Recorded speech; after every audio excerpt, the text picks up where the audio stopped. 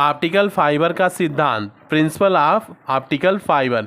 यदि प्रकाश का कोई पुंज एक पतले ग्लास के रेशे में से एक सिरे पर आपतित किया जाए तब पूर्ण आंतरिक परावर्तन से प्रकाश पुंज रेशे के अंदर ही रहता है, बाहर नहीं जाने पाता। इस क्रिया को ही फाइबर ऑप्टिक्स का सिद्धांत कहते हैं। अर्थात यदि फाइबर या ग्लास या फिर प्लास्टिक के रेशे में किसी एक सिरे पर प्रकाश पुंज आपतित किया जाए तो उसके अंदर कोर में पूर्ण आंतरिक परावर्तन की घटना हो और उसके कारण प्रकाश अंदर ही रह जाए, बाहर न जाने पाए। इस क्रिया को ही फाइबर ऑप्टिक्स का सिद्धांत कहते हैं। आप पिछले टॉपिक्स में पढ़ चुके हैं कि फाइबर ऑप्टिक्स के सबसे अंदर वाले भाग को हम कोर कहते हैं, जो लगभग बाल के साइज, ह्यूमन के बाल के साइज का होता है, मनुष्य के बाल के आकार का। और क्लैडिंग उससे ऊपर वाला भाग है और सबसे बाहरी भाग जैकेट रहता है, जो कोर और क्लैडिंग को सुरक्षा प्रदान करता है। प्लास्टिक ऑप्टिकल फाइबर द्वारा कम दूरी तक सिग्नल भेजने में दृश्य तरंगों का प्रयोग किया जाता है। प्लास्टिक ऑप्टिकल फाइबर द्वारा कम दूरी तक सिग्नल भेजने में दृश्य तरंगों का प्रयोग किया जाता है। ये ऑप्टिकल फाइबर कांच का भी बनता है, प्लास्टिक का भी बनता है। तो प्लास्टिक वाले ऑप्टिकल फाइबर द्वारा कम दूरी तक सिग्नल भेजने में हम दृश्य तरंगों का प्रयोग करते हैं। अधिक दक्षता के लिए, यानी ज़्यादा से ज़्यादा अगर हमें एफिशिएंसी लेना है, तब ऑप्टिकल फाइबर का पतला होना आवश्यक है। यानी ये ऑप्टिकल फाइबर जितना पतला होगा उसकी क्षमता उतनी ही अधिक होती है। प्रकाश का पूर्ण आंतरिक परावर्तन होने से ऑप्टिकल फाइबर मोड़ने पर भी प्रकाश दीवारों से बाहर नहीं जाने देता। अब ऐसा नहीं कि इस ऑप्टिकल फाइबर को आप मोड़ दीजिए तो इससे प्रकाश बाहर चला जाएगा, नहीं, क्योंकि इसके अंदर प्रकाश का पूर्ण आंतरिक परावर्तन होता रहता है। यहाँ से फिर ये किरणें बाउंस बैक होकर रिफ्लेक्ट होकर फिर रिटर्न होती रहती हैं। तो पूर्ण आंतरिक परावर्तन होने के कारण ही यदि इस ऑप्टिकल फाइबर को हम मोड़ भी दें तो प्रकाश दीवारों से बाहर नहीं जा पाता।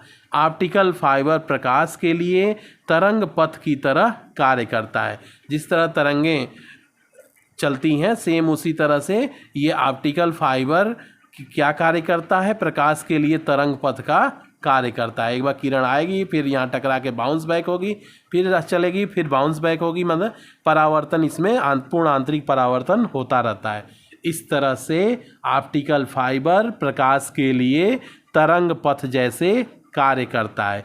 दृश्य व इंफ्रारेड तरंगों का उपयोग ऑप्टिकल फाइबर में इलेक्ट्रॉनिक सिग्नल के पूर्ण आंतरिक परावर्तन द्वारा दूर तक भेजने के लिए बिना डेटा हानि के संभव होता है। इसका मतलब ये हो गया कि इंफ्रारेड तरंगों के उपयोग से हम इलेक्ट्रॉनिक सिग्नल्स को पूर्ण आंतरिक परावर्तन द्वारा अधिक से अधिक दूरी तक बिना किसी डेटा हानि के हम पहुंचा सकते हैं।